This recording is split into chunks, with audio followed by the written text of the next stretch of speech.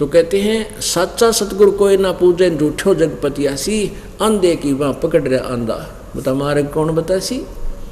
दिख कहते हैं मोती मुक्ता दर्शत नाही, ये जग है सब अंधरे, दिखत के तो नैन चश्म इनका फेरा मोतिया बंदरे।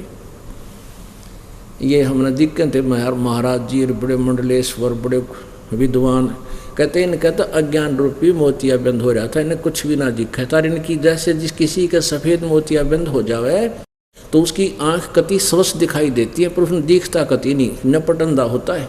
तो ऐसे ये महर्षि मंडलेश्वर गुरु परम धनी ये सारे अज्ञान रूपी इनका मोतिया बंद हो रहा था।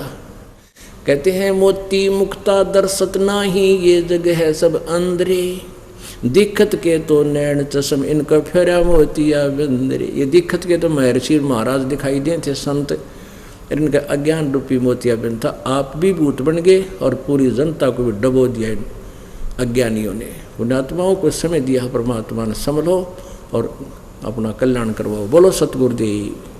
परम पिता परमात्मा पूर्ण ब्रह्म सर्व सृष्टि रचनहार कुल मालिक,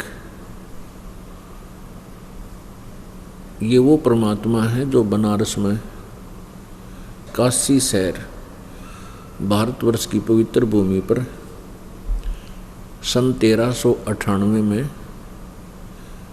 अवतरित हुए। काशी शहर के अंदर एक लहर तारा नामक तालाब है, उस जलाशय में कमल के फूल विकसित थे। परमात्मा ने नवजात शिशु का रूप धारण किया, वहाँ कमल के फूल पर विराजमान हुए। वहाँ से नीरू नीमा नाम के एक दुल्हा दंपत्ति परमात्मा को अपने घर ले गए, उनका संतान नहीं थी। परमेश्वर ने जुलाहे का कार्य प्रारंभ किया जब बड़े हुए, और साथ में एक तत्वदर्शी संत की भूमिका भी की। ये वो परमात्मा हैं जिनके विषय में वेदों में कबीर देव और कुरान शरीफ में अल्लाहु अकबर, अल्लाह कबीर नाम से कहा गया है। उस परमेश्वर ने स्वयं आकर के, वो परमात्मा प्रत्येक युग में आता है और प्रत्येक युग में आकर के अपने एक विशेष नाम से यहाँ सुप्रसिद्ध होते हैं, और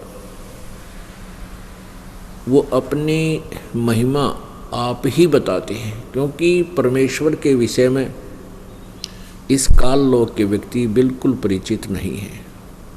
वो क्योंकि काल भगवान ने सभी को मिसगाइड करवा रखा है, गलत ज्ञान से परिपूर्ण कर रखा है। इस अज्ञान को हटाने के लिए, ज्ञान प्रचार करने के लिए परमेश्वर को स्वयं ही यहाँ प्रकट होना पड़ता है। लेकिन अपने वायदे अनुसार वो परमात्मा यहाँ छुपे रहते हैं और काल के द्वारा फैलाए गए अज्ञान के आधार से हम परमात्मा को पहचान नहीं पाते। कल आपने वेदों के अंदर देखा, आपके रूबरू कराए गए पवित्र सदग्रंथ आप जी ने अपनी आंखों से देखा प्रोजेक्टर के ऊपर कि पूर्ण परमेश्वर जो सर्व सृष्टि रचनार है, सबका उत्पादक यानी सबका उत्पन्न करने वाला है, वो एक तत्वदर्शी संत की भूमिका करने के लिए, अपना ज्ञान प्रसार करने के लिए सतलोक से, जहाँ वो परमात्मा रहता है ऊपर तीसरे धाम में, वहाँ से चलकर आता है, गति करके आता और यहाँ अपनी प्यारी आत्माओं को मिलता है। एक तो वो लीला करते हैं, जैसे अभी बताया कि परमात्मा चारों युगों में आते हैं और प्रत्येक युग में अपना एक अलग से नाम उनका सुप्रसिद्ध होता है। उस समय वो एक मनुष्य का जीवन एक जन साधारण की तरह अपना कर्तव्य कर्म करते हुए अपना निर्वाह जैसे गरीब व्यक्ति जनसाधारण करता है ऐसी भूमिका करते हैं और ऐसे ही कार्य करते हुए अपने ज्ञान का प्रचार करते हैं, जिससे वो सुप्रसिद्ध कवि नाम से प्रसिद्ध हो जाते हैं। उनको कवि कहने लग जाते हैं, लेकिन वो होते हैं परमात्मा, क्योंकि वो अपनी महिमा की वाणी, अपनी महिमा का ज्ञान या अध्यात्म ज्ञान लोकोक्तियों के माध्यम से बोलते हैं, कविताओं के माध्यम से बोलते हैं, जिस कारण से वो प्रसिद्ध कवि की उपाधि भी प्राप्त करते हैं। उनको कवि भी कहने लग जाते हैं, लेकिन वो परमात्मा पूर्ण ब्रह्म ही होते हैं।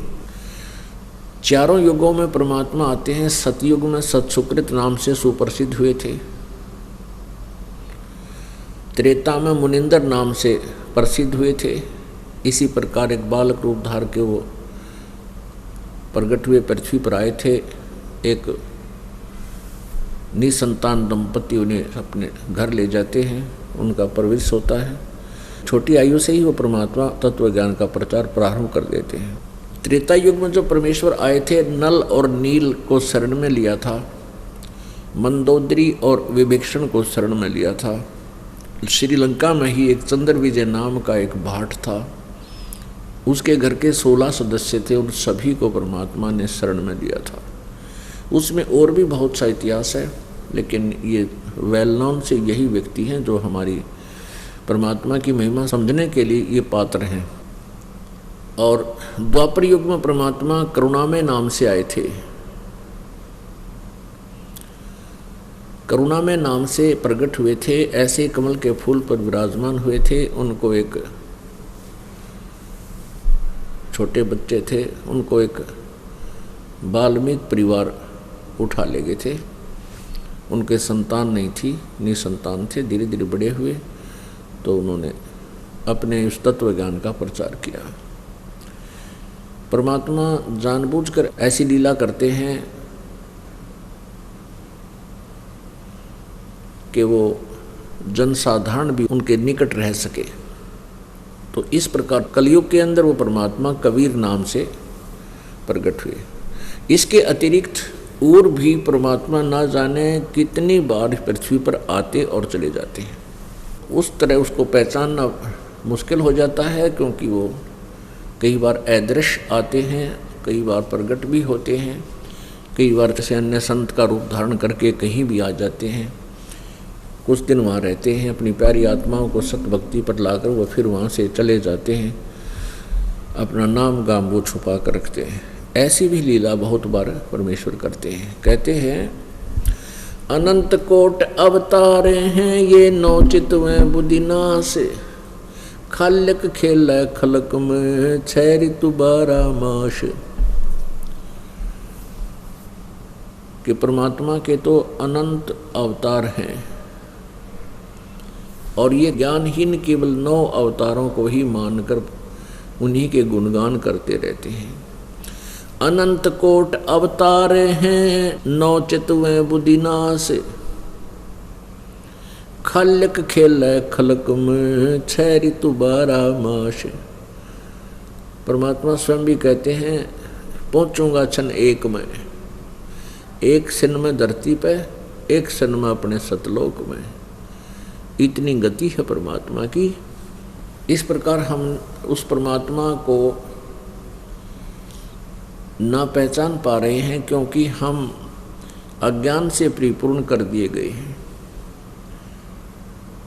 और जब वो परमात्मा स्वयं आते हैं तब हम अज्ञान आधार से उसको नहीं पहचान पाते, क्योंकि हमारे को इन सभी अज्ञानी ऋषियों ने, महर्षियों ने, मंडलेश्वरों ने परमात्मा को निराकार बता रखा है, जबकि परमात्मा साकार है। मनुष्य सदृश उसका शरीर है, शरीर है, मनुष्य जैसा शरीर है। इतना अंतर है कि हमारा जो शरीर है सतलोक के अंदर जो मानव है, वहाँ भी मानव है, उनको हंस बोलते हैं। ऐसा ही आकार है जैसा आपका हमारा यहाँ पर है, ऐसे ही वहाँ पर सृष्टि है सतलोक के अंदर। वहाँ केवल एक नूर तत्व से बना हुआ एक शरीर होता है, जिसमें ये नाड़ी तंत्र नहीं होता। और परमात्मा का भी ऐसा शरीर होता है। वहाँ जो प्राणी हैं यानी आत्माएं हैं, हंस बोलते हैं उनको, हंस, और परमात्मा को परमहंस कहते हैं। जैसे आत्मा और परमात्मा, तो वहाँ हंस रूप में, हंस माने ये पक्षी नहीं, हंस वो होता है जो बुराई त्याग दे, सार सार को ग्रहण करने लग जावे। जैसे एक हंस पक्षी होता है, उसमें गुण है कि उसके सामने दूध में जल डाल दो, 1 गिलास प्योर दूध, 1 गिलास पानी डालकर जल, और उसके सामने पात्र में रख दो, वो दूध को पानी से निकाल लेगा और जल को छोड़ देता है, जल नहीं लेता। तो ये एक ही ऐसा प्राणी है जिसमें ये गुण है, दूध और पानी को छान लेता है, पानी छोड़ देता है, दूध ग्रहण कर लेता है। और दूसरा गुण ये है उसके अंदर, हंस पक्षी के अंदर, ये बत्तख जैसा होता है, बुगले जैसा। दूसरा गुण ये होता है कि वो कहीं भी सरोवर के किनारे खड़ा होगा तो मच्छियाँ नहीं खाता, मछली नहीं खाएगा, और न ही वो कीड़े मकोड़े खाता है। बुगले को कुछ भी मिल जावे, उससे मिलता जुलता होता बुगला, बिल्कुल एक जैसा शरीर होता उनका। बुगले की और हंस की यही पहचान होती है, हंस कीड़े मकोड़े मछली नहीं खाएगा और बुगला सब कुछ खा जाता है। तो कहने का तात्पर्य है कि वो केवल मोती खाता है हंस। तो हंस इसलिए वहाँ आत्मा का नाम हंस रखा है कि वो बुराई नहीं करता। जो प्राणी यहाँ इस योग्य हो जाएगा, कोई भी बुराई नहीं करेगा और दूध और पानी छान के अर्थात बुराइयों से बचेगा और सार ग्रहण कर लेगा, अन्य उपासनाओं को छोड़ देता है, तो फिर वो सतलोक चला जाता है, सत साधना करके परम संत से उपदेश लेकर आजीवन मर्यादा में रहता हुआ। तो वहाँ जाने के बाद इस आत्मा का पुनर्जन्म होता है, लेकिन फिर मरण कभी नहीं होता है।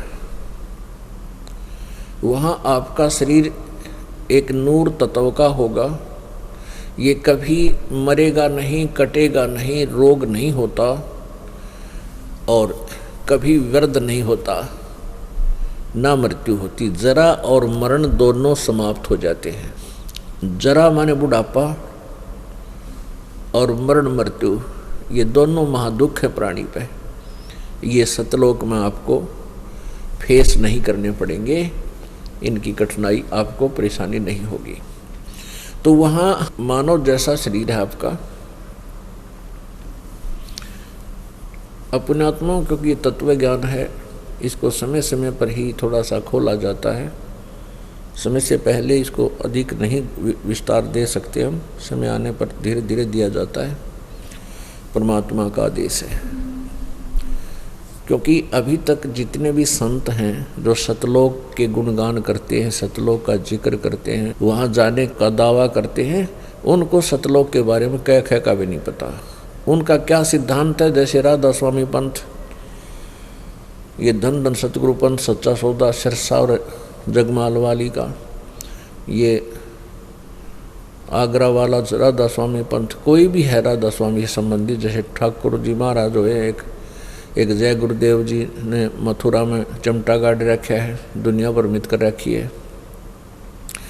ये सभी क्या बताते हैं कि सतलोक में तो प्रकाश ही प्रकाश है, वहाँ परमात्मा केवल निराकार रूप में है और निराकार परमात्मा में आत्मा जाकर मिल जाती है, जैसे समुद्र में जल बूंद मिल जाती है। बस इतना सा उनका रिजल्ट है लास्ट।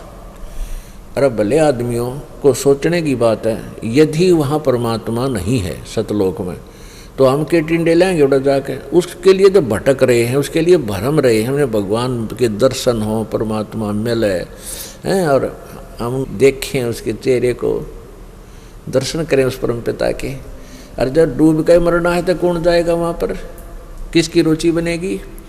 अब जैसे हम बेटी का विवाह करते हैं और हम उसका वर ढूंढते हैं किसी दूर देश में, दूर गांव में जा कर के, और हम आकर के बताएं कि वहाँ फलाने गांव में आदमी कोई नहीं है, गांव ही गांव है, गांव ही गांव है, और वहाँ वो वर है ही नहीं, वो तो निराकार है, तो क्या रुचि बनेगी उस लड़की की, जब वर वहाँ पर निराकार है, वर है ही नहीं।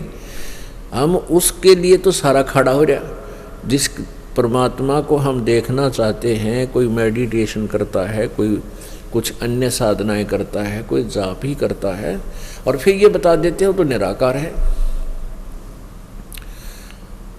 तो वहाँ जाने की रुचि किससे की नहीं बना, ये कहने की बातें हैं।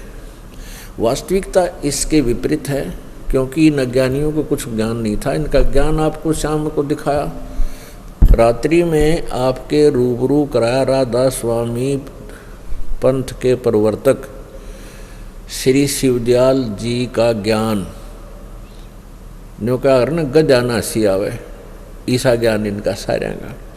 जब जिनका थ्योरी ही ऐसी है, उनका प्रैक्टिकल के टिंडे होगा, वह प्रैक्टिकल भी बकवाद पाओगा।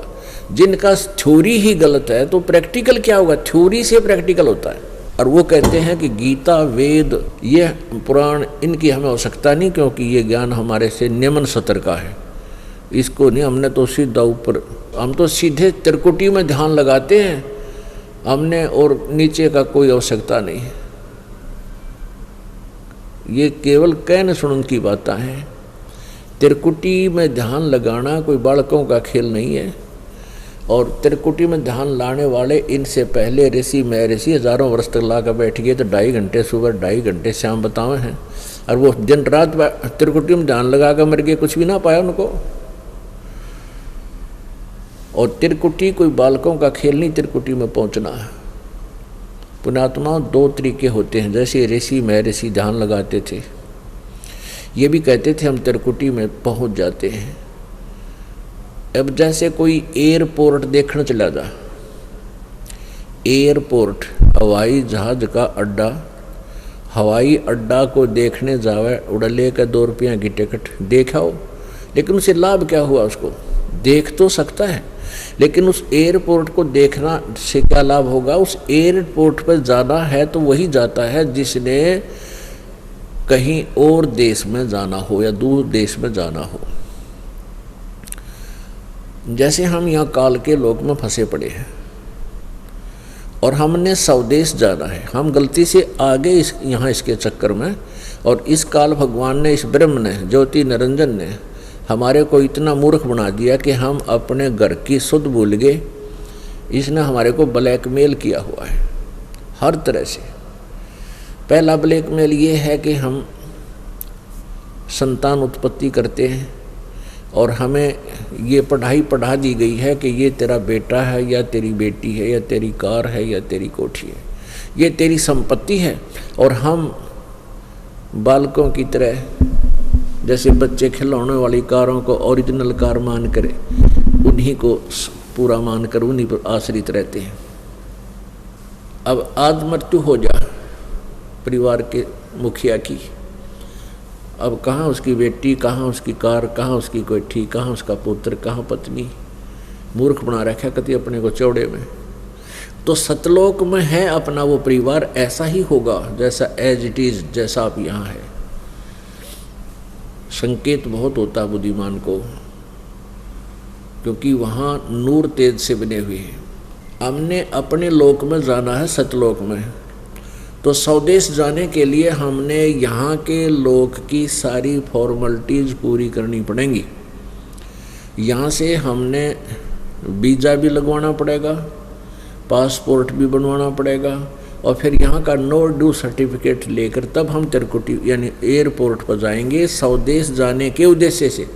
और वो अच्छे रोज़ देखा हवाई अड्डे ना, क्या लाभ होगा, धक्के यही खाने हैं, यही रहना है, तो रोज़ देख लो हवाई अड्डे को। तो ये कहते हैं कि हम सीधे त्रिकुटी तो इंटरनेशनल एयरपोर्ट है। त्रिकुटी पर जाने के बाद जो भी जिस लोक की साधना किए हुए, यानी जहाँ का टिकट यहाँ से बनवा कर गया है, वहाँ जाते ही 1 मिनट नहीं डालते, उसको फटाफट पकड़ कर बाहर उसमें बैठा देते, चल तेरा जहाज ये। यानी जिसने विष्णु लोक की साधना की है विष्णु लोक में चलता कर देंगे, जिसने शिव लोक की कर रखी है शिव लोक में चल, और जिसने नरक लोक की कर रखी है सीधा नरक में ठोक देंगे, धर्मराज के वहाँ पर हिसाब किताब करवा के। इंटरनेशनल एयरपोर्ट पर जाने से पहले स्वदेश जाने के लिए बहुत सी फॉर्मेलिटियाँ कागज़ पूरे करवाने पड़ते हैं, तब हम त्रिकुटी पर जा कर के स्वदेश जा सकते हैं। और वैसे त्रिकुटी पर यानी इंटरनेशनल एयरपोर्ट पर चाहे रोज़ घूमे आओ, रोज़ सैर सपट्टे कराओ, पैसे हैं तो आपके पास धक्के खाओ, उसका क्या लाभ होगा। जैसे ऋषि महर्षि साधना करते थे, त्रिकुटी पर पहुंच जाते थे और फिर वापस आ जाते थे, अंडे जाओ धक्के खाते, उस बैठने से तप बन जाता है, तब से इस जन्म में सिद्धियाँ प्राप्त होती हैं, कुछ नेक्स्ट जीवन में कोई इंद्र की पदवी प्राप्त कर लेता है, कोई यहाँ पृथ्वी का राजा बन जाता है, कोई छोटे से टुकड़े का राजा बन जाता है। इस तरह के लाभ इस प्रकार की साधनाओं से हो जाते हैं। और लेकिन जन्म और मृत्यु सदा बनी रहेगी, और जब तक जन्म और मृत्यु हमारी समाप्त नहीं होगी, हम परम शांति को प्राप्त नहीं कर सकते, हम सुखी नहीं हो सकते।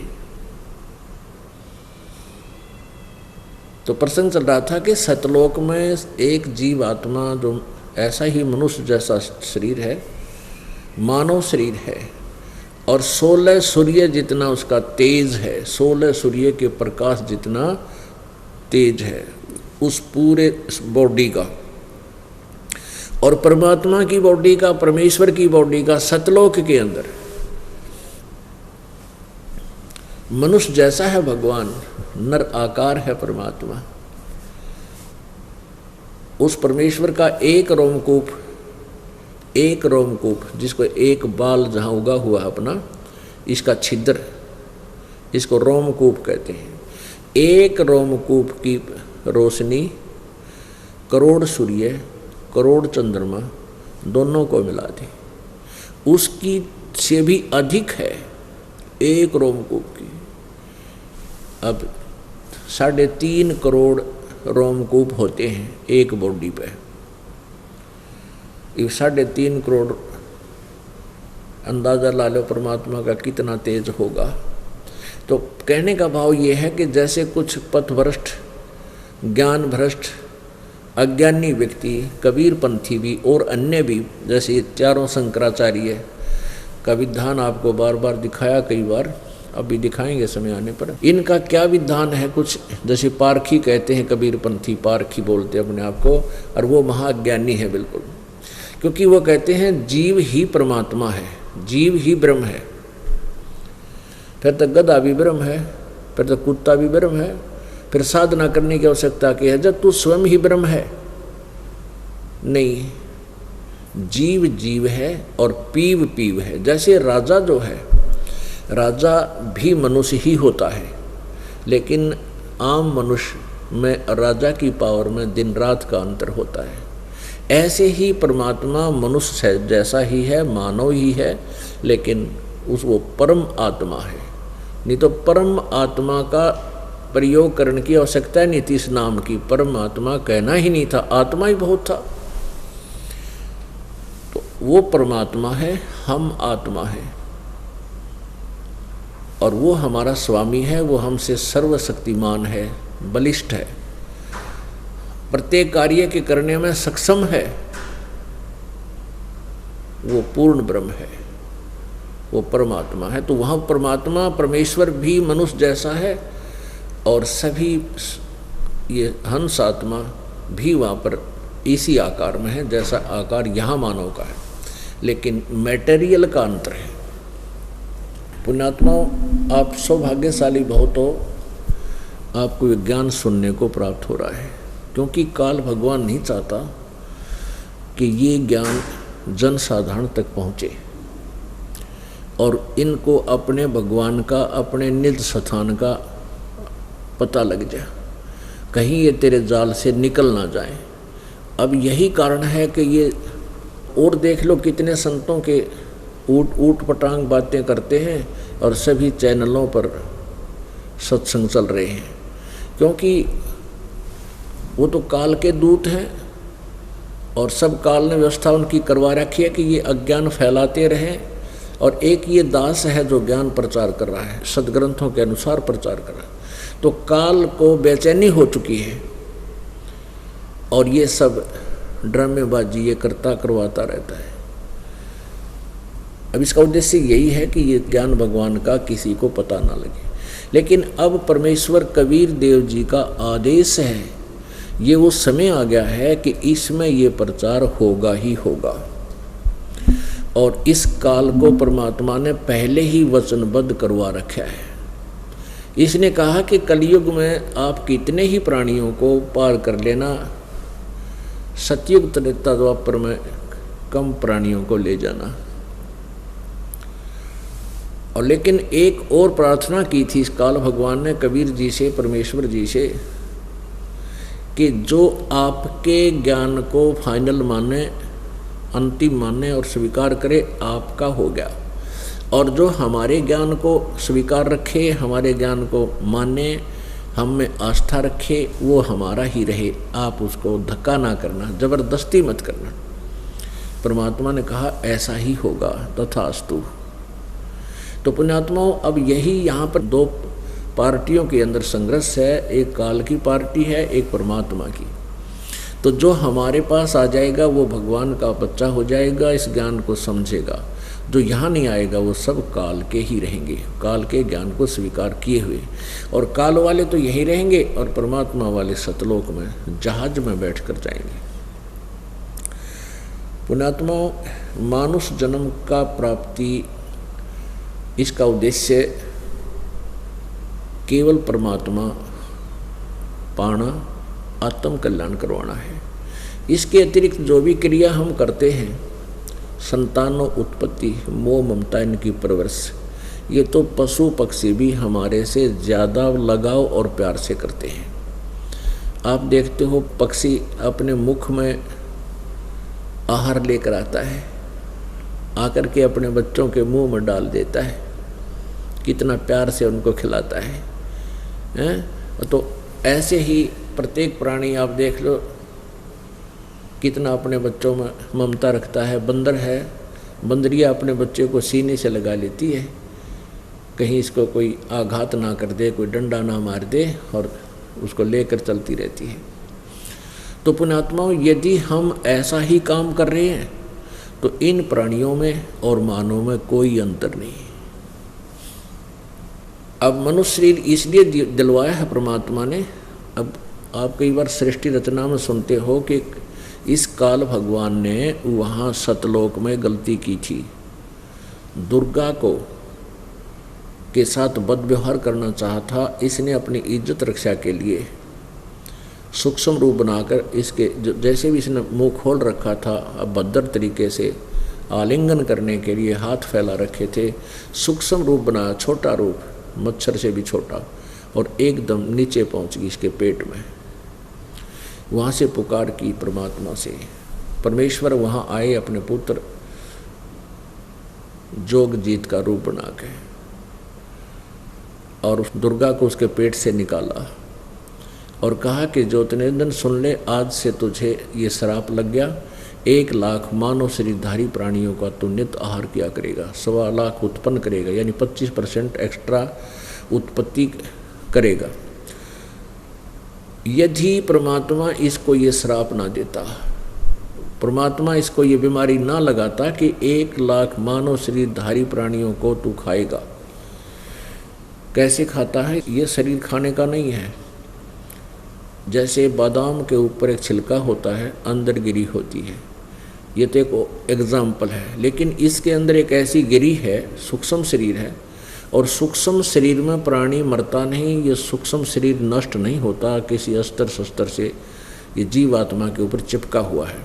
तो इसको क्या करता है, जैसे हम स्थूल शरीर से हम आहार करते हैं, चटपटा खाना खाते हैं। आप एक और ख़ास बात देखो, कितना अच्छा आहार हमें परमात्मा ने दिया है। दूध है, दही है, घी है, हलवा बना ले, वैसे खा ले, रोटी है, अन्न है, काजू किस्म, सेब, संतरे, सुंदर जल दे रखा, स्वादिष्ट जल दिया है।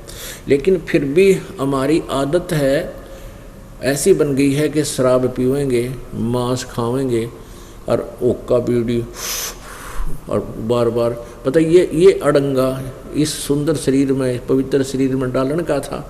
लेकिन ये मन जो है ये काल है, और इसने कितनी अन्वेषण करवा दी, कितना जो है ना खोज करवा दी, ओका बना लिया, किस तरह सेटिंग कर कर गरोड़ उसमें गए पियो, सिगरेट बनवा ली, बीड़ी बनवा ली। ये पीण की चीज़ है, ऑक्सीजन की आवश्यकता है शरीर को, और कार्बन डाइऑक्साइड जबरदस्ती ठोक रहे हैं इसके अंदर। तो इस तरह के जो हम शराब आदि पीते हैं या चटपटे आहार करने को मन करता है, न सोचे शाम ने कुछ और तरह का आइटम बने सुबह, तो ये सारा मन का टेस्ट है। और हम सभी से ऐसा टेस्ट करवा के स्थूल शरीर द्वारा सूक्ष्म शरीर के अंदर इसका अंश जमा हो जाता है, डिपॉजिट होता है। और सूक्ष्म शरीर को फिर ये क्या करता है, उस तपत शिला के ऊपर एक बहुत बड़ी पत्थर की टुकड़ी है, वो स्वतः गर्म रहती है, ऑटोमेटिक, जैसे सूर्य गर्म रहता है ऐसा उसका विधान बना रखा है। तो उसके ऊपर 1 लाख मानव शरीरधारी प्रतिदिन यहाँ मरते हैं, उस पर 1 लाख उस पर डाल देता है। और वहाँ पर ये चटक मटक करते हैं, जैसे खील बुन्याग्रह, बुगड़े बुन्याग्रह, ऐसे इतना गर्म हवा जाते ही सूक्ष्म रूप में ये प्राणी वहाँ गिर जाते हैं, सूक्ष्म शरीर युक्त। और इनके सारे जीवन में जिसने जैसे भी व्यसन किए हैं, उनका जो अंश उसमें जमा है वो वहाँ ऐसे निकाला जाता है। और वहाँ इस ये प्राणी तौबा बोल जाता है, इतना बुरा हाल होता है इसका, तड़फ तड़फ कर, पर मरता नहीं है। वहाँ इसको यम के दूत सीधे बाले ठोकें, इसके सीधे सिंगड़ मारे जेड़ी के, यूँ मरता नहीं, पर पीड़ा बहुत ज़्यादा होती है, उसमें पीड़ा बहुत ज़्यादा होती है। जो भक्तिहीन प्राणी होते हैं, मृत्यु प्राप्त कर के उपरांत जब वो चले जाते हैं, फिर भूत जूनी में चले जाते हैं, तो वो सूक्ष्म शरीर में होते हैं भूत। और उन प्रेतों को ठंडी हवा भी ज़्यादा लगती है, गर्म भी ज़्यादा लगती है, तेज़ हवा में भी उनको बहुत पीड़ाएँ होती हैं, चिल्लाते हैं। तो ये विधान है, इसको आप अच्छी तरह समझें। तो कहने का भाव ये है कि ये काल फिर हमें इसलिए व्यसन करवाता है। ये दास परमात्मा कबीर जी की आज्ञा से सबसे पहले आपके ये व्यसन छुड़वाते हैं। अब क्या होता है कि जैसे कोई वस्तु स्वादिष्ट नहीं लग रही है तो उसको खाता नहीं प्राणी, जैसे कोई नाम भी ना लिया और व्यसन नहीं करते, उनके लिए उदाहरण है। जो व्यसन कोई नहीं करते, नाम भी इस दास से नहीं लिया, तो उनको तपतशिला पर डाला जाएगा। तो और दूसरे जो बीड़ी, शराब, मांस, तम्बाकू, सुल्फा सारे फंड करें, तो उनको भी डाला जाएगा। तो दोनों में वहाँ सिर्फ इतना राहत मिलेगी, जिन्होंने व्यसन कम किए हैं वो जल्दी तपतशिला से उड़ जाते हैं, क्योंकि उनमें काल के लेवल का मैटर कम होता है, मटेरियल कम होता है। और जो ज़्यादा शराब तम्बाकू प्रयोग किए हुए हैं, उनको तो बहुत देर तक वहाँ तड़फना पड़ता है, उनकी बुरी हालत होती है। फिर कर्माधार पर कहीं जाओ, मनुष्य बनो, गधा बनो, कुत्ता बनो, स्वर्ग जाओ, राजा बनो, कहीं जाओ, वो उसका अपना संस्कार, अपना कर्म होता है। तो इस प्रकार हमने इस मार्ग को, तत्व ज्ञान को समझना है। तो परमात्मा कबीर जी यहाँ आते हैं, अपने ज्ञान को वो स्वयं ही बताते हैं। और इन अज्ञानी ऋषि, महर्षि, संतों और गुरुओं ने बैठा रखा है, इन्होंने बैठा रखा है इस अज्ञान का, क्योंकि ये काल प्रेरित थे, काल के दूत थे। इन्होंने बताया कि सतलोक में परमात्मा तो है ही नहीं, निराकार है, प्रकाश ही प्रकाश है, जबकि वहाँ परमात्मा मानव शरीर युक्त है, मानव शरीर जैसा है, और लेकिन वो शक्तिशाली अधिक है। और जीव जो है वो वहाँ पर हंस बोला जाता है, और वो परमहंस है परमात्मा। जैसा कि आपने कल सत्संग में सुना, शाम के समय आँखों भी देखा कि वो परमात्मा सतलोक से चलकर आता है और अपनी प्यारी आत्माओं को मिलता है। अब ऐसी लीला केवल कबीर परमेश्वर जी की है और किसी की नहीं है। यह कोई छोटी मोटी मिलती जुलती है भी तो वो इस ज्ञान के सामने अपने आप उसके सतर का पता लग जाता है। जैसे परमात्मा सतयुग में आए, त्रेता में आए, द्वापर में आए, कलयुग में आए। अब कलयुग में वो परमात्मा किस किस को मिले, वहाँ से चलकर आए, उनमें से कौन कौन महापुरुष हैं, ये प्रमाण के लिए आपको उदाहरण देते हैं। ऋग्वेद मंडल नंबर 9 सूक्त नंबर 86 उसके 26 और 27 मंत्र में, और ऋग्वेद मंडल नंबर 9 सूक्त नंबर 82 यानी 82 के मंत्र नंबर 1, 2, 3 में ये क्लियर स्पष्ट किया हुआ है। और ऋग्वेद मंडल नंबर 9 सूक्त नंबर 20 मंत्र नंबर 1 में, और ऋग्वेद मंडल नंबर 9 सूक्त नंबर 1 मंत्र नंबर 9 में ये स्पष्ट किया हुआ है कि वो परमात्मा सतलोक से चलकर आता है अपने निज स्थान से, जो वहाँ तीसरे स्थान में रहता है, वहाँ से गति करके नीचे आता है और अपने दृढ़ भक्तों को मिलता है। अपने दृढ़ भक्तों को, वरिष्ठ वरेणीय भक्तों को यानी अच्छी आत्माओं को मिलता है। वो शिशु रूप धारण करता है। चारों युगों में जब आता है शिशु रूप धारण करके एक युग में एक लीला करता है, तो उस समय शिशु रूप में प्रगट परमात्मा की परवरिश अभी अधन्याधेनु, अभी अधन्या माने पूर्ण रूपेण कंवारी, पूर्ण रूप से यानी सांड के द्वारा कभी भी परेशान ना की गई, अर्थात कंवारी। क्योंकि समझाने के लिए इन सदग्रंथों को ऐसे कुछ वचनों का प्रयोग करना पड़ रहा है। तो वो कंवारी गायों से उनकी परवरिश होती है, यानी कंवारी गायें दूध देती हैं, परमात्मा उनको पीता है और वो परवरिश की लीला उनकी होती है। वैसे वो सर्वसृष्टि रचनहार होते हुए भी अपनी लीला ऐसे एक प्रत्येक युग में करती है। और यही वेद बता रहे हैं, ऐसा ही परमात्मा ने प्रैक्टिकल किया हुआ कबीर जी ने। तो इस प्रकार हम भगवान को पहचानेंगे। परमेश्वर किन किन वरिष्ठ आत्माओं को मिले, किन किन वरेणीय आत्माओं को, महान आत्माओं को, श्रेष्ठ आत्माओं को मिले, और किस उद्देश्य से मिले? ज्ञान प्रचार करने के लिए, तत्व ज्ञान देने के लिए आए मालिक उनको, ताकि वो मेरे गवाह बन सके हैं। आदरणीय गरीबदास साहिब जी ये गांव छुडानी, जिला झज्जर, प्रांत हरियाणा, भारत में इनका जन्म हुआ गरीबदास साहिब जी का सन 1717 में, संवत 1774 में। संवत 1774 सन 1717 वैशाख पूर्णिमा को जब ये 10 वर्ष के हुए गरीबदास साहिब जी, इनकी ज़मीन बहुत ज़्यादा थी। ये किसान परिवार में जन्मे थे। और गरीबदास जी महाराज जो हैं ये गांव करोथा के रहने वाले थे, इनके माता पिता, इनके पिताजी। और वहाँ छुडानी के अंदर गरीबदास जी के मामा थे, नानके बोल रहे हैं जिसको, नानके थे। और गरीबदास जी की माताजी का कोई भाई नहीं था, जिस कारण से गरीबदास जी के पिताजी अपने ससुराल में अपने ससुर की लगभग 1400 एकड़ जमीन के वारिस बन गए थे, वहाँ रहने लग गए थे। बलराम जी धनखड़ को वहाँ रहते 12 वर्ष हो गए अपने ससुराल में, तब गरीबदास जी का जन्म हुआ था। जब ये 10 वर्ष के हुए, उस समय क्या था कि शिक्षा नहीं थी, स्कूल आदि में नहीं बच्चे जाते थे। एक आध विद्यापीठ बना रखी थी, इन ब्राह्मणों के बच्चे ही वहाँ पढ़ा करते थे, विशेषकर काशी विद्यापीठ थी बस। तो उसमें शिक्षा नहीं थी। बच्चों को जैसा भी जिसका व्यवसाय होता था, जैसे कोई कुम्हार का बच्चा है तो जवान होते ही अपने पिता के कार्य में सहयोग करने लग जाता था।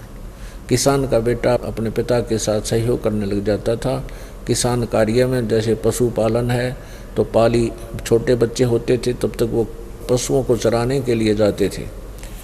उसमें गायें बहुत रखा करते थे, भैंस बहुत ही कभी देखने को कहीं कहीं मिलती थी। चरागा बहुत लंबे चौड़े होते थे, जनसंख्या कम थी, और नहरों आदि की व्यवस्था, ट्यूबवेल आदि का विज्ञान विकसित नहीं था। तो उसमें वर्षा पर आधारित होता था सारा ही खेती। तो इसलिए खेती के लिए कुछ डहर क्षेत्र को रखा करते थे, बाकी अन्य स्थान को जरागाह बना दिया करते थे। तो गरीबदास साहिब जी अपने परंपरागत कार्य में गौओं का पाली जाया करते थे। अब परमात्मा क्या कहते हैं, गोता मारूं स्वर्ग में, गोता मारूं स्वर्ग में, जा बैठूं पाताले, कह कबीर ढूंढता फिरूं अपने हीरे माणिक लाले। और वही वेद प्रमाण कर रहे हैं। अभी आपको बता, ऋग्वेद मंडल नंबर 9 सूक्त नंबर 86 मंत्र नंबर 26-27 और ऋग्वेद मंडल नंबर 9 सूक्त 82-82 मंत्र 1, 2, 3 और भी बहुत से मंत्र हैं, लेकिन इनमें क्लियर ज़्यादा है। इन्हीं के अनुवाद में इन जो आर्य समाज के जो आचार्य थे और दयानंद जी थे, इन्हीं के ही अनुवाद से आपको पहले इसलिए दिखाया जा रहा है क्योंकि इनमें काफ़ी स्पष्ट है। और ये दास अनुवाद करेगा वो तो अनमोल होगा, क्योंकि दास के द्वारा किए गए अनुवाद में ये व्याकरण के ठेकेदार रोड़ा अड़ाते हैं। ये कहते हैं रामपाल को संस्कृत न आती। और ऐसे ही परमात्मा के साथ ही इन्होंने जुल्म किया था कबीर जी के साथ कि कबीर जी जो ज्ञान बता रहे हैं ये झूठा है, कपटी है, इसको संस्कृत भाषा नहीं आती।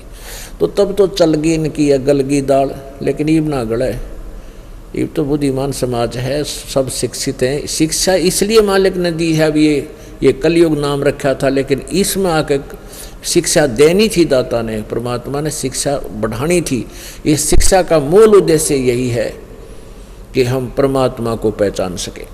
नहीं तो दो रोटी का धंधा भाई सब बेकार हैं, चाहे कोई राष्ट्रपति बन रहा है, चाहे कोई मुख्यमंत्री, चाहे प्रधानमंत्री, चाहे कोई IAS DC कमिश्नर SP बना बैठा है, दो रोटी सब खाते हैं। कोई मजदूरी करके खा ले, ये अपने दूसरी ट्रफोर करके खा ले, दो ही रोटी का रोड़ा है। पहले कुछ भी नहीं था, सब अपना धंधा करके टाइम पास कराया करते। और ये टाइम ही पास करने वाली बात है, इस शिक्षा की कतई ज़रूरत नहीं थी। इसने तो बेईमान और बना दिया। भाई भाई का प्यार रहा ना, बहन भाई का प्यार रहा नहीं, माता पिता में रहा नहीं। इतने चतुर बन गए जैसे कव्वे होया करें। लेकिन अब परमात्मा का ये ज्ञान हमें फिर रीसेट करेगा। परमात्मा की या भक्ति या शक्ति युग ज्ञान जब हम जिसको ग्रहण कर लेंगे, फिर परमात्मा हमें फिर दोबारा नॉर्मल करेगा। फिर चाहे हम शिक्षित हैं चाहे ना शिक्षित हैं, हमारे अंदर ये दोष जो उत्पन्न हुआ इससे अज्ञानता के कारण, माया जोड़न की दौड़ लगी, हवस बढ़ी हुई है, या बिल्कुल नॉर्मल हो जाएगी। क्योंकि ये समझ में आ जाएगा कि परमात्मा देगा जो पूरा पट्टेगा। चोरी ठगी लूट खसोट बकवाद करने तक कभी पूरा नहीं पट्टे, कभी जो ना सुख नहीं हो सकता। और यदि हम 2 नंबर के काम से कोई धनवृद्धि कर भी लेंगे तो फिर एक का झटके में या तो कोई बालक बीमार हो जाएगा या खुद की किडनी फेल हो जाएंगी, 3.5 लाख में पांडा छूटा मर जा तोता जुबना। और घने पैसे वाले का कोई ले वो दे को ना, फिर पीछे पीछे अंडे जाओ मुकदमे करो, यानी रहेगी बिरान माटी। तो फिर धीरे धीरे समझ में आ जाएगा कि परमात्मा इतना ही कहता है कि साईं इतना दीजिए जिसमें कुटुंब समावे, हम भी भूखे ना रहें, अतिथि ना भूखा जाए। हमने देखा ये उद्योगपति अरबपति खरबपति अपने हेलीकॉप्टर मर गए, और जिसकी खातिर सारी उम्र दौड़ धूप राखी, चटपट राखी अटपट, और वह संपत्ति यही रहेगी, एक साथ नहीं गई। हमारे साथ क्या जाएगा वो हमें पता लग गया है कि जो हम भक्ति कर रहे हैं, दान कर रहे हैं, सेवा कर रहे हैं, ये हमारी भक्ति हमारे साथ जाएगी। और ये संपत्ति जिसको हम जोड़ के बेईमान बनकर जोड़ रहे हैं, हेरा फेरी करके इकट्ठी कर रहे हैं, ये यहीं रह जाएगी। इसके जोड़ने में जो पाप हमने किए उससे हम लद्दे जाएंगे। फिर वो पाप हमारी कमर पर पिट्ठू की तरह बांध दिए जाएंगे और चल बेटा धर ले अपने कमर पर, चलो यहाँ से। वो पाप साथ जाएंगे, संपत्ति यही रह जाएगी। तो ये जो शिक्षा से जो हमारे अंदर दोष आया है वो दोष तो सेट हो जाएगा, लेकिन इसका एक विशेष गुण है शिक्षा का कि हम भगवान पहचान लेंगे। क्योंकि जिन सदग्रंथों को हम तथ्य युक्त मानते हैं, एथेंटिक मानते हैं, आज उन्हीं को हम स्वयं पढ़ रहे हैं और पहले ये नकली गुरु ऋषि मैं ऋषि सट्टे मारा करते न कहेगा पता नहीं था, लेकिन ये संस्कृत जानते थे। इस संस्कृत भाषा के परिचित होने के कारण, विद्वान होने के कारण हमने इन पर विश्वास कर लिया कि ये जो कह रहे हैं वह सच्ची है, सत्य है, और इन सदग्रंथों को पढ़कर ठीक ढंग से समझकर हमें बताया है। तो हमारे पूर्वज अशिक्षित थे, इसलिए हमें कोई ऑब्जेक्शन नहीं था, क्योंकि हम शिक्षित नहीं थे। इसलिए उन्होंने जो हमें ज्ञान दिया भगवान के बारे में, निराकार कहा तो निराकार मान लिया, कृष्ण जी को भगवान बताया कृष्ण जी मान लिया, राम जी को बताया राम जी श्री रामचंद्र जी मान लिए हैं। कोई 4 ईंट ला गया कि तब धर दी, उसको भगवान बताया वह माथा टेकन लाएंगे, क्योंकि हमें कुछ पता था ही नहीं। अब हमें पता लग गया। कबीर परमात्मा कहते हैं पीछे लग गया जाऊँ था मैं लोक वेद के साथ, क्योंकि अपनी महिमा अपने ऊपर उदाहरण देकर परमात्मा बताते हैं कबीर जी। यदि किसी दूसरे को कहे तो नाराज हो जा, तो पहले वो स्वयं ही खड़े हो करके अपने कहीं पर भी खड़े हो जाते थे। जैसे कोई दवाई बेचनिया हो, कोई किताब बेचनिया है, नो आ जाओ ले लो ये ऐसा है ये ऐसा ज्ञान है, ऐसे करने लग जाते थे। उदाहरण दोहों के माध्यम से, लोकोक्तियों के माध्यम से कविता गाया करते परमात्मा, तो लोग इकट्ठे हो जाते थे 10-20, तो उनको फिर ज्ञान सुनाया करते थे। तो ऐसे वो अपनी आवाज़ लगाकर अपनी महिमा आप पर बताया करते थे। तो क्या बताते हैं कि पीछे लग गया जाऊँ था मैं लोक वेद के साथ, और रास्ते में सतगुरु मिल गए दीपक दे दिया हाथ। जैसे लोक वेद क्या था, हम सुनी सुनाई बातों पर ब्रह्मा विष्णु महेश को अजरो अमर मान रहे थे। सर्वेश्वर महेश्वर मृत्युंजय कालज, ये सर्वेश्वर हैं, सारी सृष्टि के रचनहार हैं, इनके कोई माता पिता नहीं है। तो ये लोक वेद था जो निराधार होता है, एक दंत कथा बन जाती है, उसको लोक वेद बोलते हैं। जबकि अब ब्रह्मा विष्णु महेश की जीवनी में, इनके इतिहास में, उसमें लिखा है कि नासवान है, इनके माता पिता भी हैं, इनका जन्म मृत्यु होता है, ये सर्वेश्वर नहीं है। अब यहाँ ये कंसेप्ट क्लियर करना आवश्यक हो गया, क्योंकि अब ये प्रचार बहुत ही अच्छे स्तर पर होगा, और रह रहकर प्रमाण नहीं दिया गया तो पुण्यात्मा अपने भगवान को पहचान नहीं सकेंगी। इसलिए दास की ये व्यवस्था होगी कि एक कंसेप्ट को क्लियर करने के लिए ना जाने कितने उदाहरण आपको देने पड़ेंगे, और तभी हम समझ सकेंगे, क्योंकि हमारे अंदर अज्ञान का ढेर हो चुका है। इतना अज्ञान हो गया है, क्योंकि अज्ञान फैलाने वाले तो करोड़ों संत नकली, और इस ज्ञान का प्रचार करने वाला ओनली ये दास अकेला। लेकिन कहते हैं रोशनी में इतनी शक्ति होती है, अंधेरा ठहर नहीं सकता उसके सामने। ये अज्ञान इस ज्ञान के सामने रुक नहीं पाएगा।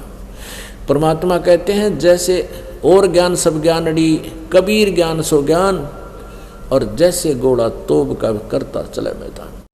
अब ये तोब का गोला है। कबीर ज्ञान मीन है कबीर वाणी का, जो लिखा कबीर वाणी।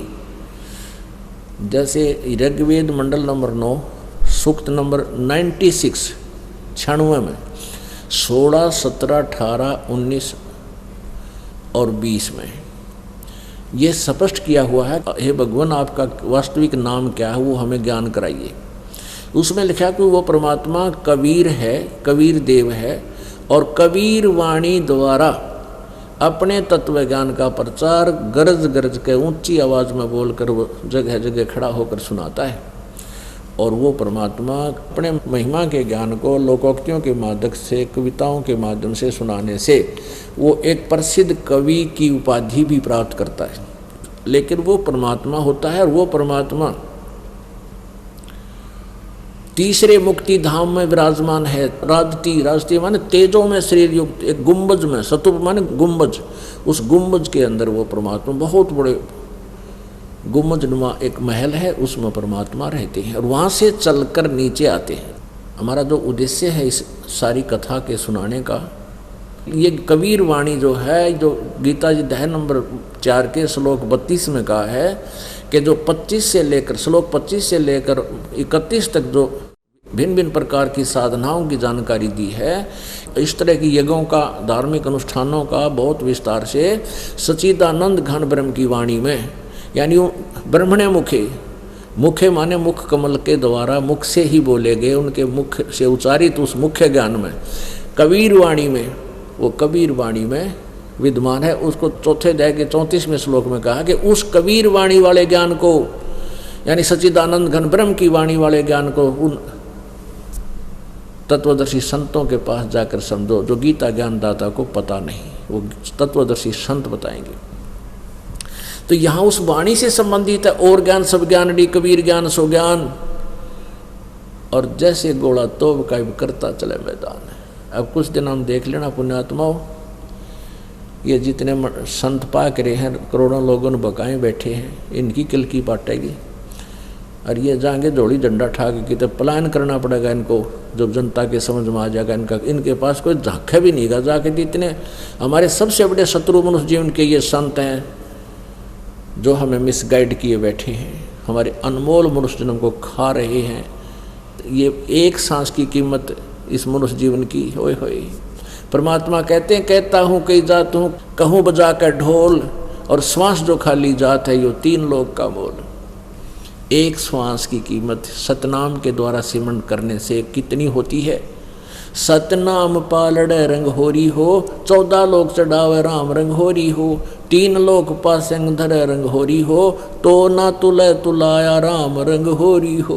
ओए होए, एक श्वास की कीमत, एक श्वास, वो श्वास से सिमरण एक सतनाम होता 2 अक्षर का, जिसमें एक ओम मंत्र है और एक तत् वो सांकेतिक है, दास बताता है, जिनको उपदेश मिल चुका है उनको मालूम है।